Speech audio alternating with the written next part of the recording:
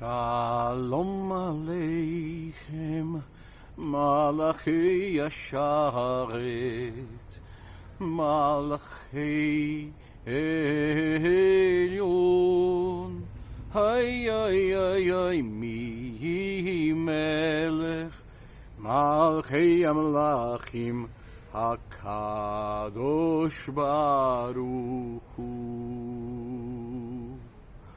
Boachem l'shalom, Malachi Yashalom, Malachi Elyon, Hay hay hay, Mi Melech, Malachi Amalachim, HaKadosh Baruch Hu.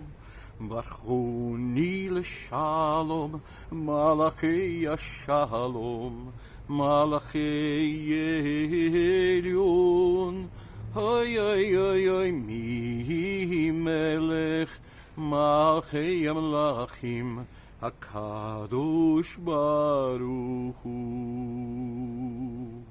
Tzedchem l'shalom, Malachi Yashalom, Malachi Elyon, Hay hay hay, Mi Melech, Malachi Amalachim, HaKadosh Baruch Hu, HaKadosh Baruch Hu.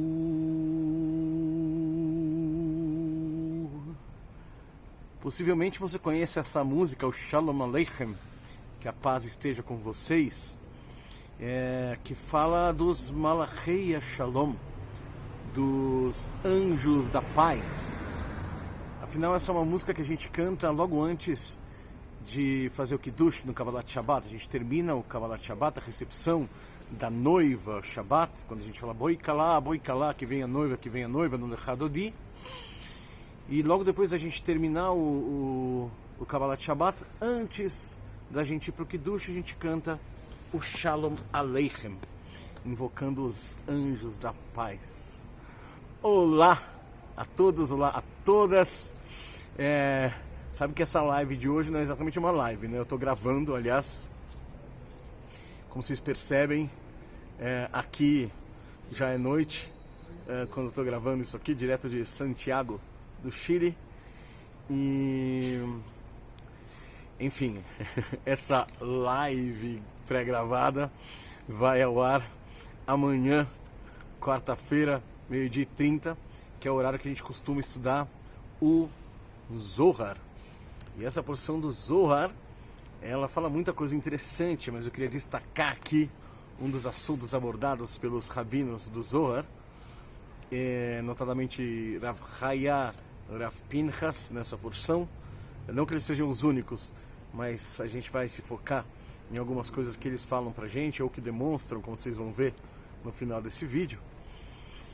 E tá ligado aos anjos. A gente começou a falar dos anjos da paz, mas a gente vai ver no decorrer do estudo um pouquinho melhor o que são esses mensageiros de Hashem, esses mensageiros de Deus. Quanto a essa canção de Shabbat, a tradição diz pra gente que logo antes do Shabbat, 2 anjos vêm às nossas casas. Um anjo ligado ao bem, o outro anjo ligado ao mal. Num contexto de Zohar, a gente pode dizer que é um anjo mais ligado ao lado direito, a Chesed, ao amor incondicional, e o lado um anjo mais do lado esquerdo, mais ligado a Gevurah, julgamento. Ninguém disse que Gevurah e julgamento são maus. A gente aprende também através de Gevurah e julgamento.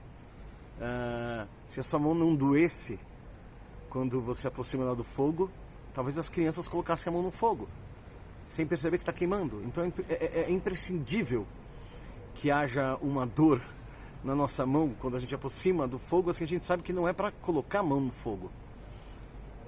Pode ter um gosto amargo o julgamento, mas ele é para o nosso bem. Poxa, doeu minha mão, Deus, por que você fez doer minha mão?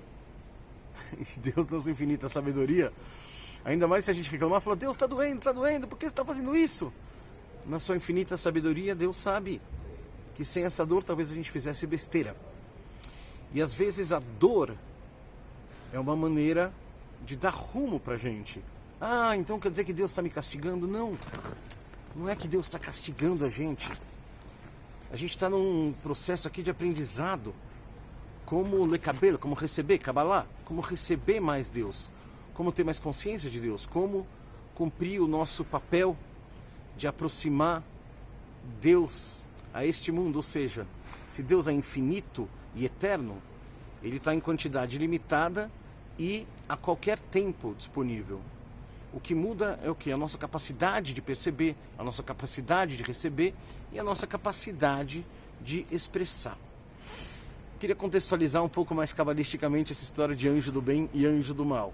A gente poderia falar um anjo mais ligado à coluna da direita, Chesed, ou um anjo mais ligado à coluna da esquerda, Gevurah. Pois bem, antes do Shabat, esses dois anjos passam em cada casa e olham. Se a casa estiver em ordem, o Shabat estiver preparado, e sobretudo se tiver o espírito do Shabat, se as pessoas estiverem se tratando bem, amorosamente, se preparando para devotar aquele dia para Kadosh Baruch Hu, para Deus, louvado seja Ele. Ou seja, você sabe que Deus você pode encontrar nas alturas, você pode encontrar profundamente em você. Então, se a gente tiver buscando um contato genuíno com a nossa essência, com Deus em nós, e se houver Deus entre nós, se a gente estiver sabendo receber Deus, compartilhar Deus uns com os outros, nesse caso o anjo da coluna da direita, ou o anjo do bem, ele vai falar que o próximo Shabat seja igual a esse, e o anjo do mal, ou o anjo do julgamento, ele é obrigado a falar amém. Porém, se os dois anjos chegam na casa e tá uma baderna, não tem nada organizado, as pessoas estão com a cabeça desorganizada também, estão com impulsos egoístas, estão se distratando, estão se enganando, estão falando mal uma das outras. Bom, nesse caso, o anjo do mal vai falar que o próximo Shabat seja igual a esse. E aí o anjo do bem é obrigado a falar amém. Anjos! Esse é um assunto bastante mal compreendido e tão presente na Kabbalah. Vamos começar entendendo que os anjos, malachim, eles não são exatamente como a gente aprende através da nossa cultura, aqueles serizinhos com cara de bonzinho, alados, etc, etc, etc. Né? Às vezes quando a gente vê ilustrações de anjos, tem anjos com cara de menino, anjos com cara de menina. Opa, como assim? Se os anjos são anteriores à dualidade, anjos habitam uma realidade anterior à dualidade, a gente já vai falar disso. Se os anjos são anteriores à dualidade, como é que vai ter anjo menino e anjo menina? Não tem sexo para anjo. Por quê? Porque não tem dualidade. A dualidade mais básica é masculino e feminino. Então o que seriam os anjos? Olha, tem mil maneiras de explicar o que seriam os anjos, mas a maneira mais cabalística de explicar é que anjos seriam mensageiros. Tá, mensageiros carregam mensagens. Mensagens entre um emissor e um receptor, não é isso? Na verdade, no caso dos anjos, é dos dois lados. Mensagens de Deus para a gente e da gente para Deus. Mensagens entre a unidade e a dualidade. E também, sim, numa certa maneira, entre a dualidade e a unidade. Por que eu estou falando isso? Olha, pega o primeiro sonho que aparece na Torá, ainda no Sefer Bereshit, quando Jacó está fugindo de Esaú. Jacó deita sua cabeça numa pedra e aí a gente vai ter o quê? Uma escada que vai até Deus. E entre Jacó, que nesse caso é o representante da humanidade nesse momento, entre Jacó e Deus, tem essa escada com anjos que sobem e descem. Ou seja, os anjos vão nesses dois sentidos. Mas vamos entender ainda um pouquinho melhor. A Kabbalah vai falar que quando a gente vibra numa determinada frequência, anjos que vibram nessa determinada frequência conectam a gente com Deus. Então, se você conseguir, num dia que você está mal-humorado, se concentrar, cantar uma canção passear com seu cachorro, beijar sua namorada, fazer uma tzedakah, uma boa ação. Se você conseguir se conectar com algo que te traga alegria, você muda a sua vibração. Você vai conectar com outros anjos. E aí vira um ciclo virtuoso. Mas vamos entender ainda melhor essa história dos anjos. Bom, existem as pedras. Maravilha. Pedra já expressa sim uma forma de consciência, já faz parte da criação. E se você pegar uns pedacinhos de pedra e olhar no microscópio, é inevitável perceber que é um tipo de consciência, porque tem um tipo de organização interna. Tá, mas pedra não tem vida. Ok, vamos pegar alguma coisa um pouquinho mais complexa que a pedra, sei lá, um ser unicelular. Também tem consciência. É mais fácil ainda de ver que tem consciência, que de alguma maneira se alimenta, que de alguma maneira expele coisas. Maravilha, vamos um pouquinho além disso, vamos pensar nas plantas. Bom, as plantas, elas fica mais claro ainda de ver através daquela organização que uma semente, ela sem dúvida vai expressar um tipo de consciência, porque é incrível como as plantas crescem, plantas se comunicam, né?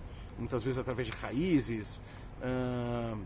Tem estudos que insinuam que plantas têm emoções. E eu já vi alegações, inclusive, de que de alguma maneira as plantas falam, sei lá por que frequência, mas a gente não precisa ir tão longe disso, até porque isso não é algo tão mainstream, tão difundido. Vamos ficar bem no óbvio e trivial. O óbvio e trivial é que as plantas têm um grau de liberdade a mais do que as pedras, por uma questão simples.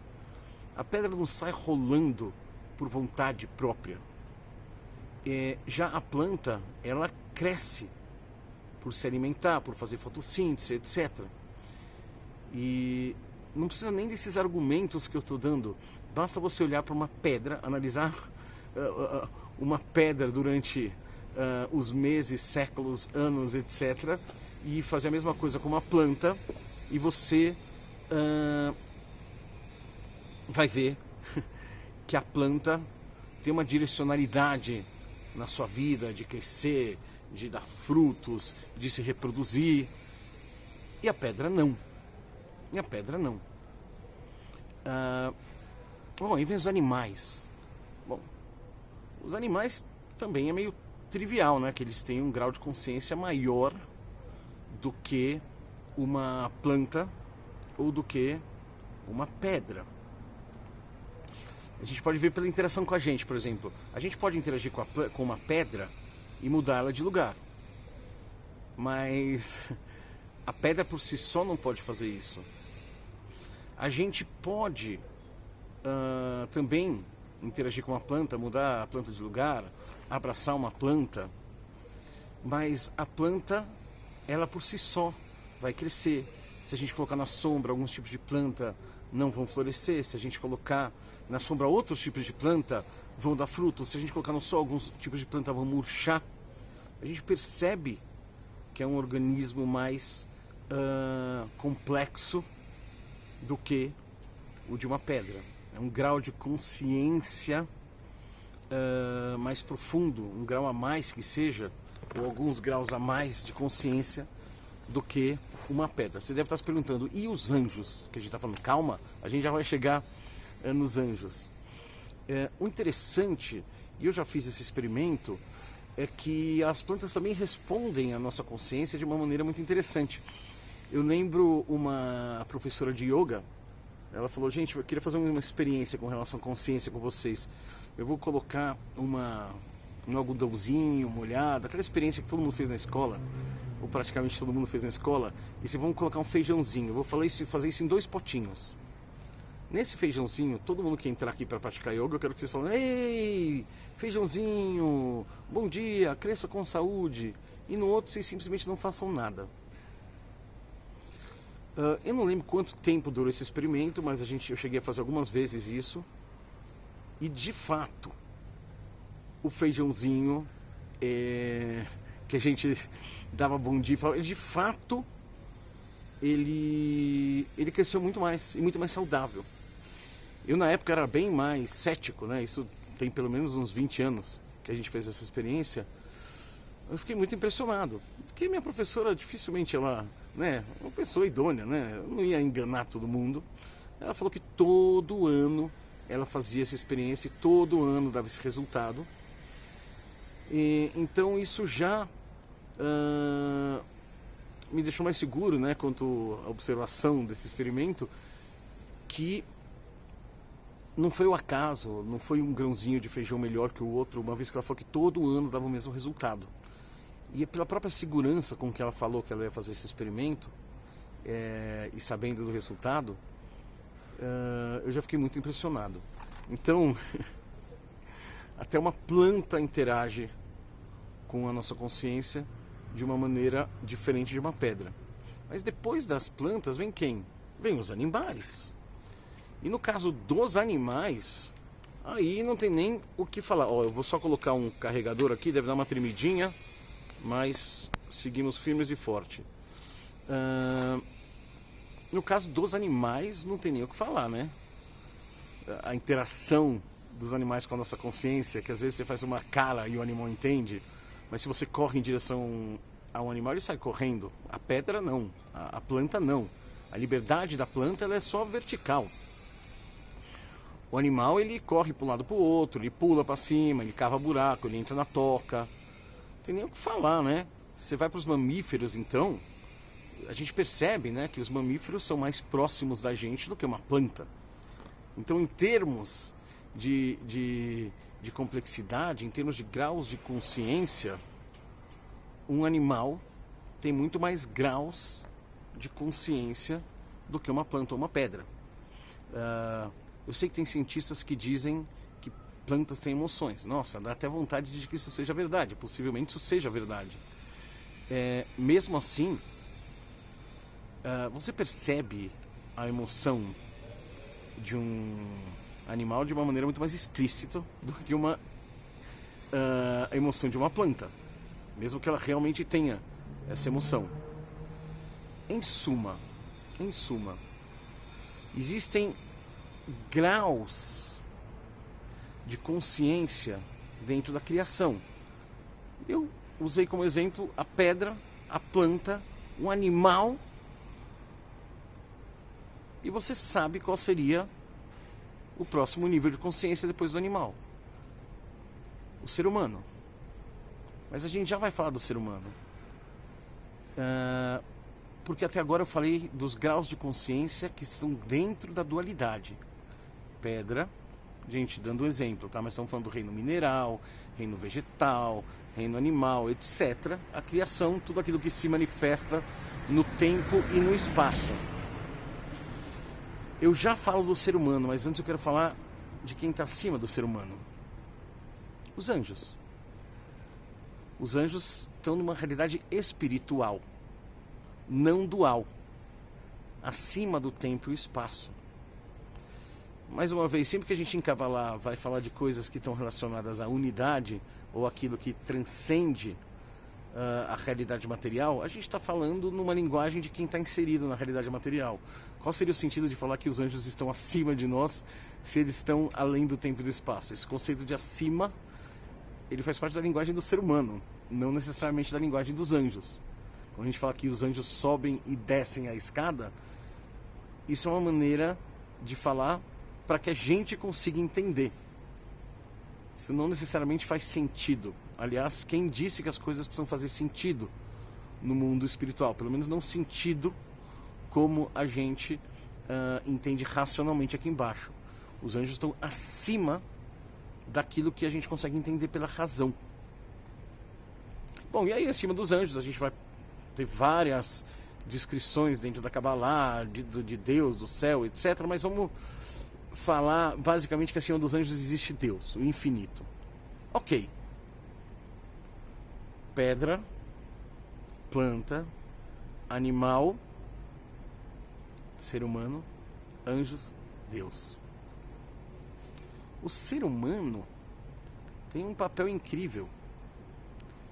De tudo isso que eu falei, Óbvio, Deus pode tudo, né?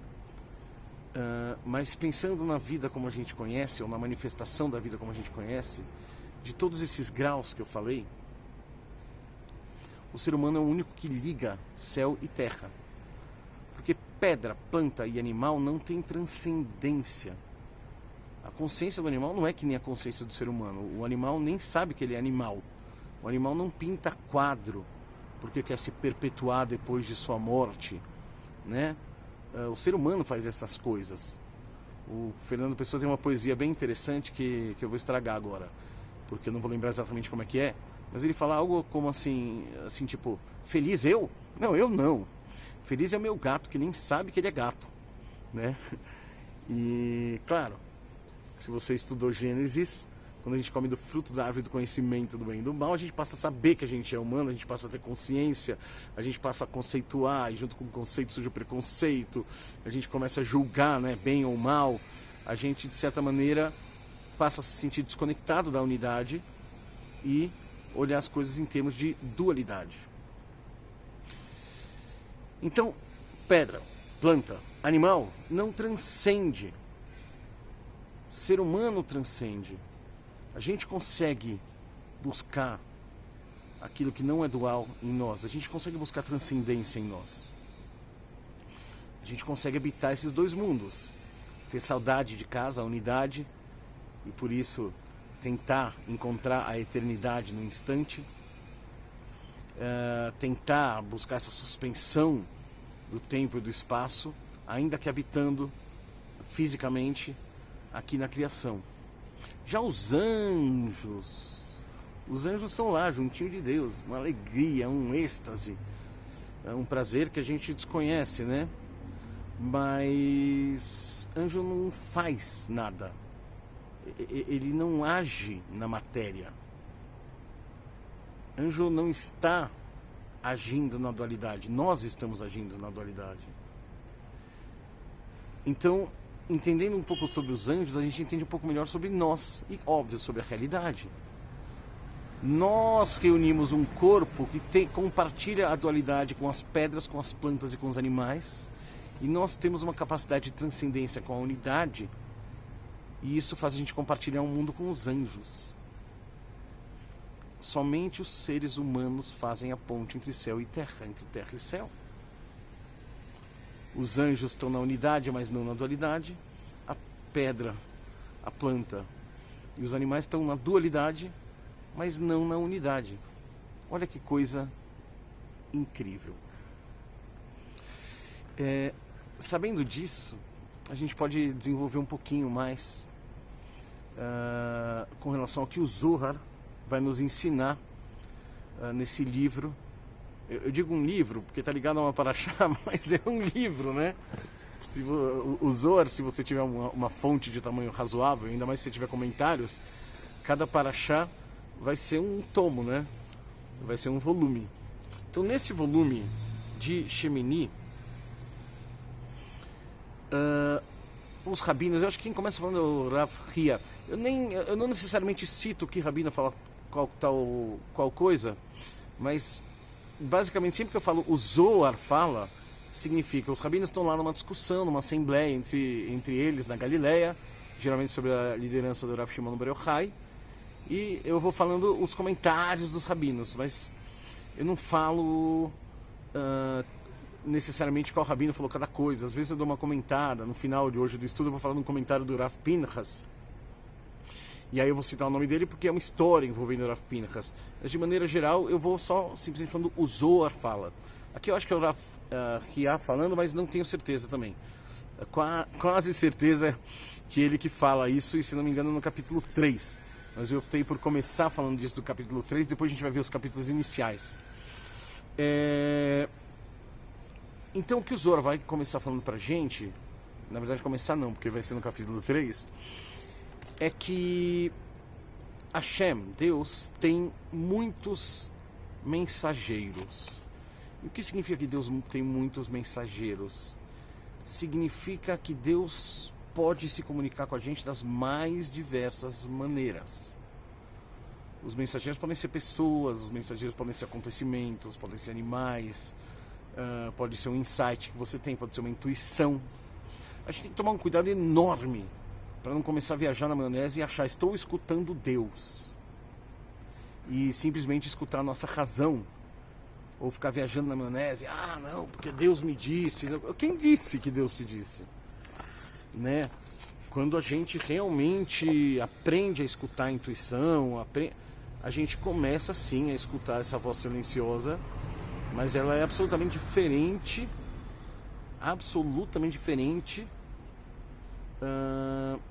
do que a gente está acostumado a entender que seria uma voz de Deus falando com a gente. Vamos lembrar que a intuição ela é mais holística, ela engloba um todo. Então ela não necessariamente é algo que a gente consegue descrever racionalmente. Mas enfim, Deus tem vários mensageiros e nem sempre a gente percebe eles. Por isso, se você puder se trabalhar para conter os seus curtos-circuitos, aquelas raivinhas que a gente tem quando as coisas da vida contrariam a gente, isso é sábio de fazer. Porque muitas vezes essas coisas que irritam a gente, elas contêm sim mensagens pra gente. Mas a gente fica muito irritado, a gente fica refratário.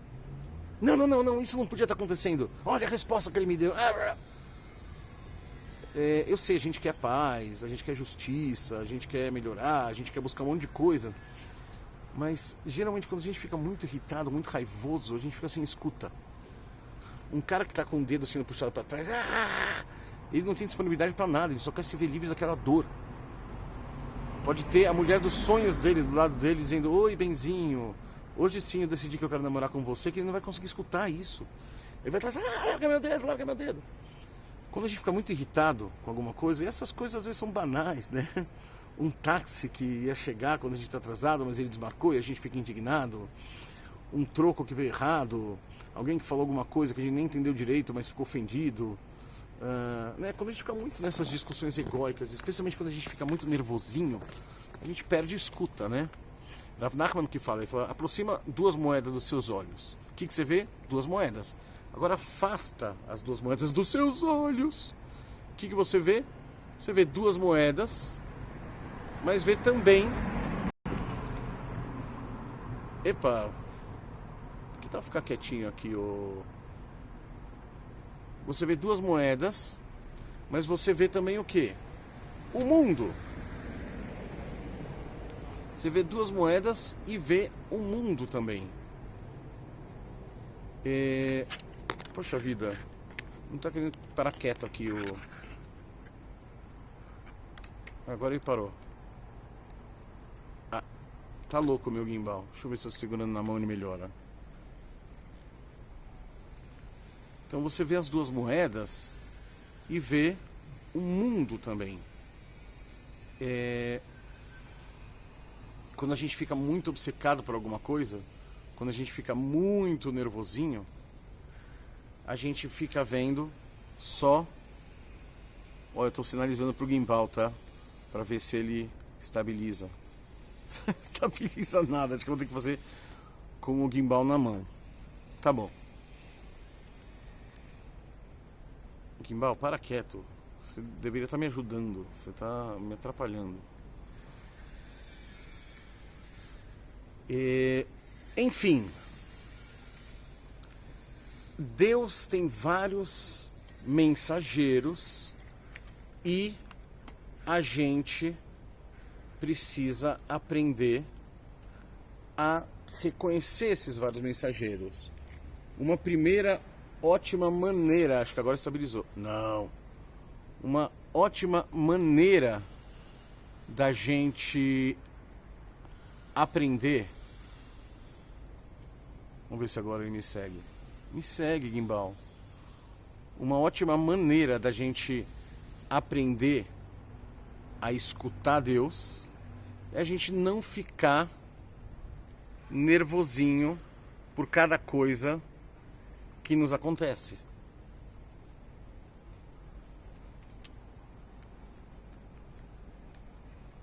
Já ouviu falar em serendipidade? Serendipity. Serendipidade é isso. você está procurando um pote de prata, procurando obcecadamente um pote de prata. Aí você tropeça num pote de ouro. Se você perder muito tempo reclamando, como doeu, que droga, essa vida, tropecei, não sei o quê, tem uma chance enorme de você não reconhecer que você está tropeçando num pote de ouro. Mas se você tropeçar, mesmo que teu joelho machuque quando você cair no chão, e você tiver a dignidade de falar, bom, ok, obrigado Deus por tudo que você me deu, por tudo que você não me deu, como fazia José, né? Ele falava isso. A chance de você reconhecer que você na verdade tropeçou num pote de ouro é enorme. Quem trabalha com arte, com criação, conhece bem o que é serendipidade. Que a gente, às vezes eu estou fazendo um arranjo e eu escrevo uma nota errada. Se eu tiver ligado, essa nota... chega, gente, eu vou ficar de pé aqui e vou tentar... Acho que assim vai ficar mais fácil com o gimbal. Se eu tiver ligado, essa nota errada que eu escrevi, ela pode ser justamente uma nota que vai levar meu arranjo para um outro nível, para uma outra coisa. E que às vezes é muito mais interessante do que eu estava fazendo.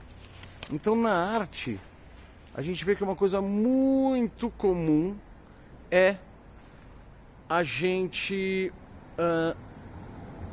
acabar chegando em lugares novos através de um erro. Eu estou falando da arte porque eu sou compositor de formação, mas isso vale demais para a vida. Isso vale demais para a vida. Você tem um dia de viagem, você queria ir para a Itália e ficar um dia em Roma, mas o teu avião pousou em Londres. Você tem a chance de passar a tua manhã tentando comprar um bilhete de trem para a Itália, passar a tarde inteira viajando da Itália de Londres para a Itália, para depois chegar à noite, tomar um chá e voltar para Londres porque acabou o dia. Ou você pode falar, cara, eu queria ir para a Itália, mas o avião pousou em Londres, o que é que eu vou fazer? Deixa eu aproveitar Londres. Ou você pode pousar em Londres e ficar tão irritado que você está em Londres, ou tão irritada que você está em Londres, que você não consegue aproveitar o dia. O mais sábio a fazer às vezes é falar, ok, não é como eu queria, mas deixa eu aproveitar o que tem aqui. Porque às vezes não é como a gente quer, mas é como a gente precisa. Serendipidade. Às vezes erros levam a gente para lugares incríveis. Veja o caso de José. Ele foi 2 vezes preso injustamente. A segunda foi para o calabouço do faraó. Ficou 10 anos lá. Mas só por causa disso ele se tornou vice-rei do Egito. Mas isso não é o mais importante. O mais importante é que, como vice-rei do Egito, ele conseguiu salvar a família inteira da fome. Imagina se José tivesse achado que a vida dele acabou porque ele estava preso no calabouço. A gente não estava aqui hoje. Ao contrário disso, o que ele falou? Obrigado, Deus, por tudo que você me deu e por tudo que você não me deu. Então, muitas coisas que conduzem as nossas vidas, elas vêm das formas mais diversas. Deus tem vários mensageiros. Às vezes, esses mensageiros vão trazer mensagens agradáveis, às vezes mais desagradáveis, mas o mais importante é que a gente saiba escutá-las. Agora, os justos, como eles estão no caminho que é bom para Hashem, eles de uma certa maneira estão protegidos de muito sofrimento. Por quê? Porque eles estão no caminho que é bom para Hashem.